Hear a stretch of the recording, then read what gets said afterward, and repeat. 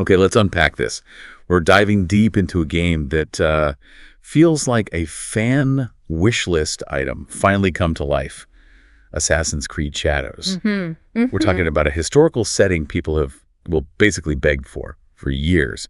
And it's got a gameplay approach that's really trying something, different for the series. Yeah, what's really fascinating is how it seems to be trying to hit both points, right? Satisfy the huge player demand for feudal Japan, but also push the actual Assassin's Creed mechanics forward a bit. Exactly. And for this deep dive, we're using that stack of sources you shared, articles, research notes, all that stuff.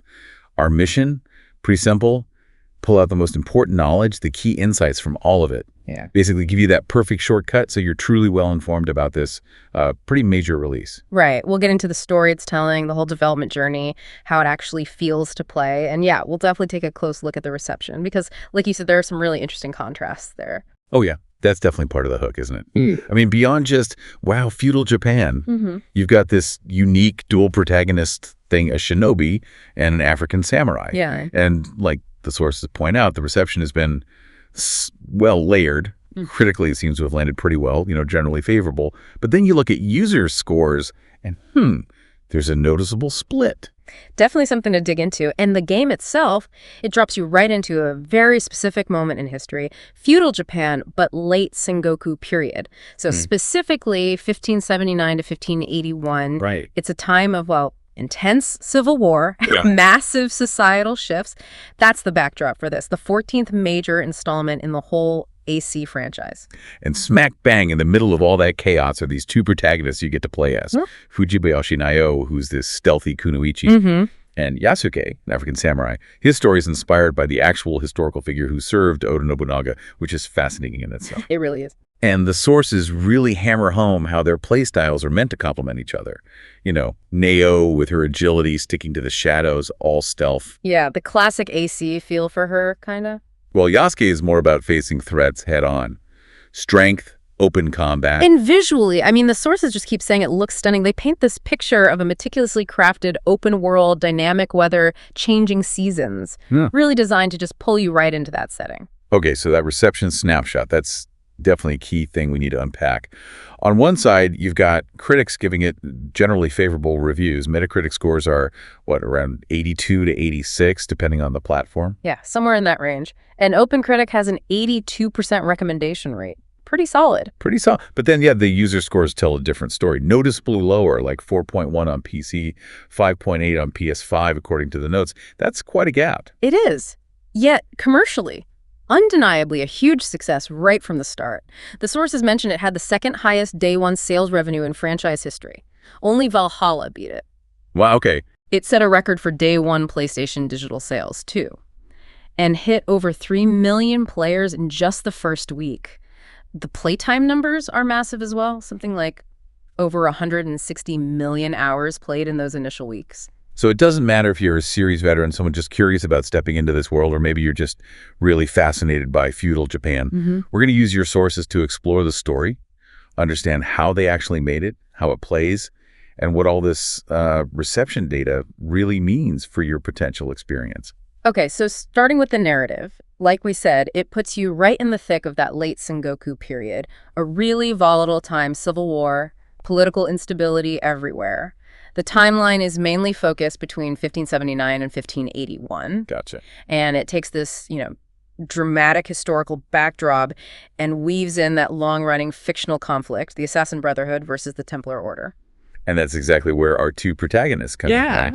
Each from really different worlds within that same chaos. You've got Naoe, the highly skilled kunoichi. She's from Iga province, trained in stealth by her father, Fujibayashi Nagato, who leads the local Ige Iki, like a resistance network, kind of. So her motivation starts off really personal. It's about spying, sabotage against Nobunaga's forces who are threatening her home. Her goal is fiercely focused on protecting Iga, seeking justice for her people.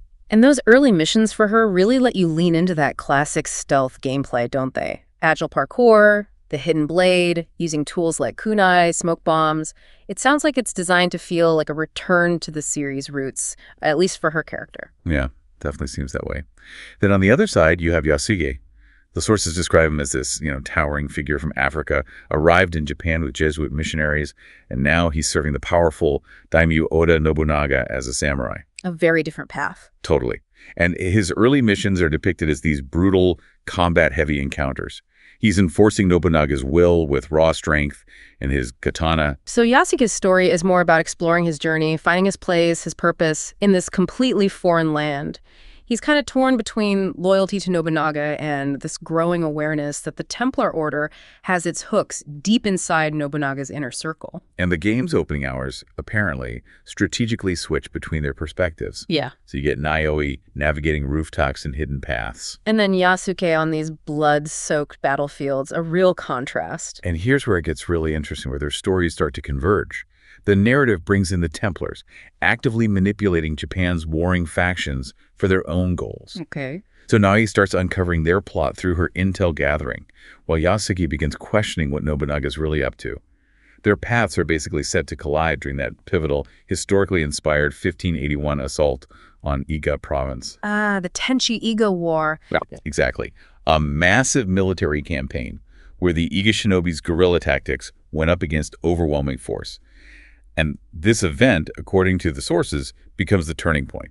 It forces Naoe and Yasuke to confront this shared destiny tied to the larger Templar conflict. And the gameplay structure itself seems to reinforce that. The sources mention an objective board system, kind of like Mirage recently. Oh, okay. Where gathering clues is key to finding and going after Templar targets. And there's environmental storytelling, too, like overhearing conversations, finding hidden scrolls that helps build the lore around this fictional conflict, but also weaves in real historical figures like Hattori Hanzo or the tea master Senno Riki into the world. And it sounds like the open world isn't just scenery, right? The dynamic weather and time-of-day systems actually tie into gameplay? Yeah, directly. The sources note that rain or darkness significantly help Naoe's stealth approach. Makes sense. Less visibility, more noise cover. Exactly. While bright daylight is much better suited for Yasuke's direct confrontations. Okay, so once Naoe and Yasuke actually team up, where does the story go? Well, the focus shifts towards their shared goal. Basically, dismantling the Templar Order's network across Japan. Naoe's path involves rebuilding that fragmented shinobi network, recruiting allies, and establishing a customizable hideout. That acts as their base of operations. Oh, that hideout sounds like a cool gameplay loop. Like a central hub where you can upgrade their gear, train new recruits for passive buffs, unlock missions, that kind of thing. Exactly that. And Naoe's side quests, things like infiltrating enemy strongholds or rescuing captured shinobi, they're described as deepening her character arc, her struggle to balance duty with the personal loss she's suffered. And her missions stay stealth-focused. Pretty much. Using noise to distract guards, leveraging her grappling hook for getting around vertically, offering creative ways to tackle those challenges. Makes sense. And Yasuke's quests? They dive deeper into his unique position, right? A samurai navigating this fractured society. So, defending villages, confronting rival daimyo, blending real historical events with the fictional Templar plots. Okay. His story apparently touches on themes of being an outsider, and dialogue choices can reflect his search for belonging and purpose. Yeah. Gameplay-wise, still combat-heavy, brutal finishers, various period weapons, katana, naginata clubs, etc. It's explicitly designed as that stark contrast to Naoe's subtlety. The world building really seems like a major focus based on the sources. They talk about depicting the breadth of feudal Japan, bustling Kyoto markets, serene mountain shrines, and historical figures beyond the main players, like Akechi Mitsuhide or the Jesuit priest Louis Froy popping up in side quests. That sounds like it really helps ground the more fantastical Assassin Templar stuff in the actual history. Yeah, it tries to blend those elements. And the sources mention some RPG elements returning, like player choices that can affect alliances, maybe even alter mission outcomes slightly. Interesting. Though the core plot seems pretty set, these choices add a layer of personalization. Plus, collecting lore scrolls and clues ties Shadows into the bigger Assassin's Creed universe and sets the stage for this new thing, the Animus Hub. Right, the Animus Hub. We'll need to talk more about that. But first, how does the story build towards its end as their journey progresses together? Well, the climax, as described in the sources, seems to center around a major betrayal, orchestrated by the Templars, naturally. It threatens to shatter whatever fragile peace or unity exists across Japan. High stakes. Definitely. Naoe and Yasuke have to navigate some really complex political intrigue, confront powerful figures. The gameplay at this point sounds like it balances big action set pieces for Yasuke with challenging infiltration and stealth sequences for Naoe. And the sources mention their evolving bond, their relationship, is a central theme explored through cutscenes and dialogue as they work together. Yes, that's highlighted. Although it's probably worth mentioning, some critics whose views are in your sources did note the story's pacing could feel uneven sometimes. A few called the plot maybe messy occasionally, or felt the connection between the characters could have been stronger in places. Okay, fair enough. So the resolution, how does it wrap up? According to the research, it ties their personal stories directly into Japan's historical path, reflecting themes like sacrifice and legacy, and those player choices you make along the way. Apparently, they can influence the specific details of the ending. Oh, really? How so? Potentially shaping the future of the Shinobi League Nae is trying to rebuild, or Yasuke's ultimate role in whatever new order emerges. Add some replayability, perhaps? Beyond the main quest, plenty of side stuff. Yeah. The sources mention shadow projects sound like unique, high-level challenges giving special loot or cosmetic rewards. Endgame content. Seems like it. And interestingly, there are even crossovers with other game titles mentioned. That's a fun detail. And the lore collection codex entries, stories from NPCs, consistently links shadows back to the bigger AC meta-narrative, and again, paves the way for that Animus Hub integration. Okay, let's shift gears. Let's talk about the making of the game.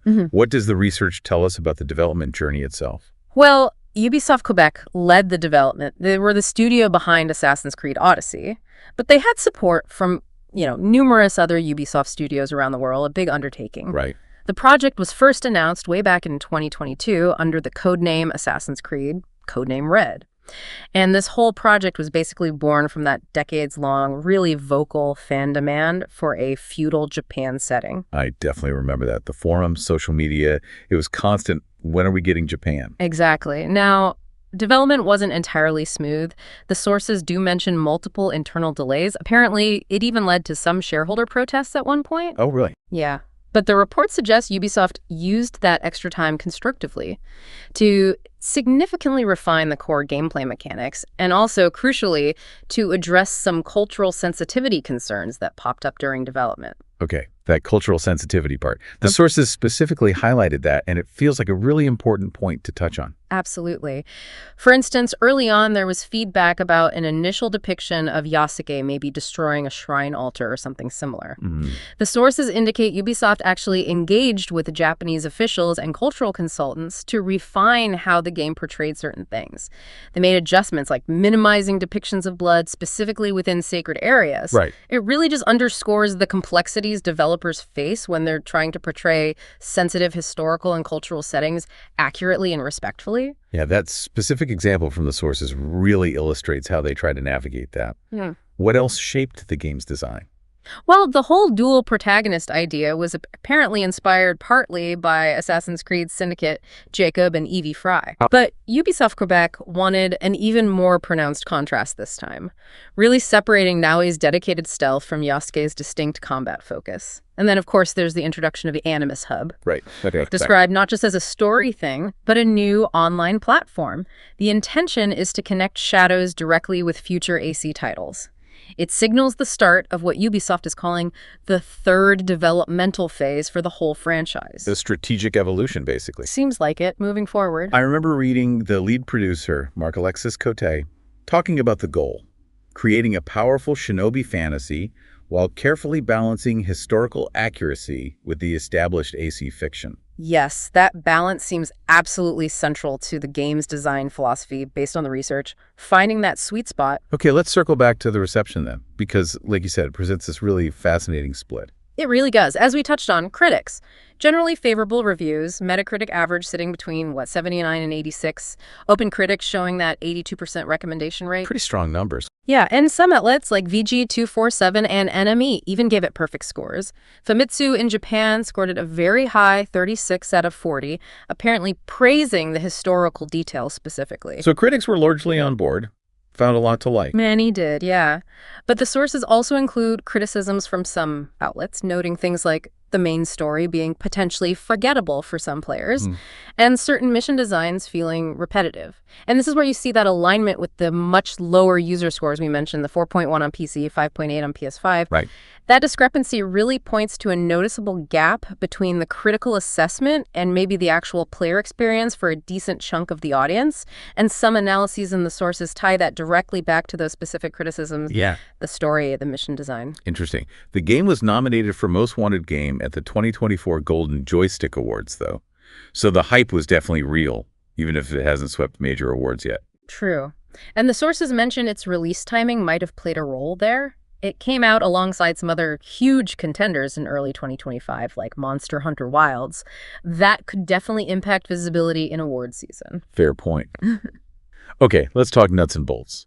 How does it actually feel to play? What are the key gameplay mechanics, the technical highlights? So the sources describe the game as refining the RPG mechanics we saw in the last trilogy, Origins, Odyssey, Valhalla. Okay. The analysis suggests there was a deliberate effort to create a less bloated open world this time, streamline the skill tree, reduce the sheer volume of collectibles, which is highlighted as a potentially positive shift for players who maybe found those previous games a bit overwhelming. That sounds like a pretty significant design choice. Yeah. Really trying to focus the experience. Definitely seems that way. For Naoe, her gameplay heavily uses those dynamic light and shadow systems for stealth. The sources mention specific mechanics, like using noise-based distractions, throwing a kunai, maybe triggering something in the environment to lure enemies away. Classic stealth tools. Right. And her grappling hook gives her unique ways to get around vertically. Yasuke's combat, on the other hand, is all about brutal, impactful precision. The sources talk about unique, cinematic finishers that really emphasize his power. Cool. And they note the variety of weapons available: katana, naginata, clubs, and more.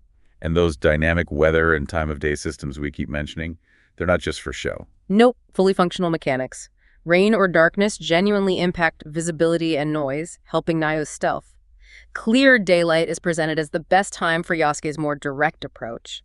And on the tech side, that Animus Hub system apparently allows for sharing content between players. Oh, like what kind of content? The sources weren't super specific, but mention it as a first for the series, adding some kind of community interaction layer. Interesting.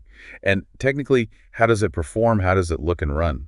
Sources really highlight the visual presentation. It leverages current-gen hardware, stunning landscapes, detailed character models. There's specific mention of PSSR, PlayStation Spectral Super Resolution. It's used to enhance performance and image quality on PS5 specifically. Suggests a focus on optimizing for that platform. And the soundtrack gets frequent praise, blending traditional Japanese instruments with modern orchestration to really boost the immersion. Sounds good. Okay, Yeah. Beyond the core gameplay and story, any interesting trivia or notable controversies the sources brought up? Yeah, there are some fun details. The sources note Easter eggs and references in the game, including nods to Ghost of Tsushima. Huh, good. That makes sense. The big comparison point. Exactly. It feels like a direct acknowledgement of that, yeah. A wink to the audience. There are also historical nods woven into the gameplay and world details around Nobunaga's famous tea ceremonies, things like that. Eyeful touches. And speaking of audience engagement, fan theories are apparently already buzzing around the Animus Hub and its potential connections, particularly linking Shadows to Assassin's Creed. Codename Hex, that other upcoming title Ubisoft teased. The community is already connecting the dots. And the controversies. We touched on the cultural sensitivity stuff with Yasuke earlier. Yes, that was the main area noted in the sources. As we mentioned, some feedback did come up from certain Japanese officials, including Hiroyuki Kata, who raised questions about specific cultural depictions early on. Right. The sources simply report on these instances and the consultations Ubisoft then undertook, which led to adjustments like minimizing blood in sacred areas. It's presented just as a documented part of the development process and how the team responded. Got it. Strictly reporting what the sources describe about those events. And the launch itself. Any technical hiccups. Yes, sources mention a hotfix was needed pretty quickly after launch to address stability issues and some photo mode crashes specifically on PC. Okay, so not perfectly smooth. Indicates that while the launch was a commercial success, there were some immediate technical hurdles. But it also shows Ubisoft providing post-launch support with that quick patch. And within the community, speedrunning has apparently emerged as a popular thing, players sharing strategies. Basic mods are starting to appear for PC too. Shows active engagement. Right. The players are diving in deep. So as we kind of wrap up this deep dive, Assassin's Creed Shadows really stands out as a landmark entry for the franchise, doesn't it? It finally delivers that long-awaited feudal Japan setting, The one everyone wanted. while also trying to balance innovation, especially with the dual protagonist system, the streamlined RPG stuff, with a return to some of the series' traditional stealth routes, particularly through Naoe. Yeah, that visually stunning world, the refined RPG mechanics aiming to cut down the bloat from previous games. Those seem like key pillars, even if some sources noted criticisms about the narrative pacing or whatever. And you can't ignore the commercial success. 3 million players in a week before digital sales. That underlines its immediate appeal despite any critiques. So, based on everything in the sources, who is this game really for? Well, it feels particularly well-suited for you if you're a fan of open-world RPGs, if you enjoy that mix of stealth and action, or if you just have a strong interest in historical fiction. Makes sense. If you played and liked games like Ghost of Tsushima, or even the previous Assassin's Creed RPGs like Origins or Odyssey, the research suggests Shadows offers a compelling, probably more refined experience, but in a totally fresh setting. It also sounds like it's built to be accessible, right? Enough for newcomers to jump into the setting and the core gameplay loop. Maybe the more focused map and intuitive mechanics help there. Possibly, yeah. But it still offers depth and rewarding stuff for series veterans, especially with that refined stealth and the promise of the Animus Hub connecting things going forward. It really does seem to aim to be a bridge, balancing new ideas with those cherished elements from the series past. And layered within all that history and gameplay, the game explores some really deep themes, doesn't it? Loyalty, identity, belonging, sacrifice, legacy, all set against this backdrop of intense historical upheaval. Yeah.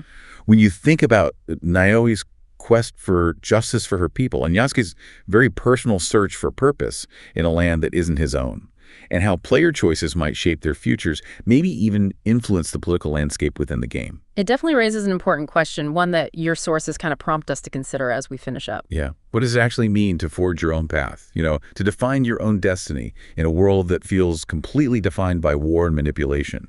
Maybe. How might the different choices you make reflect different interpretations of those historical possibilities? Something to really chew on as you decide whether you want to step into the shadows or stand in the light yourself.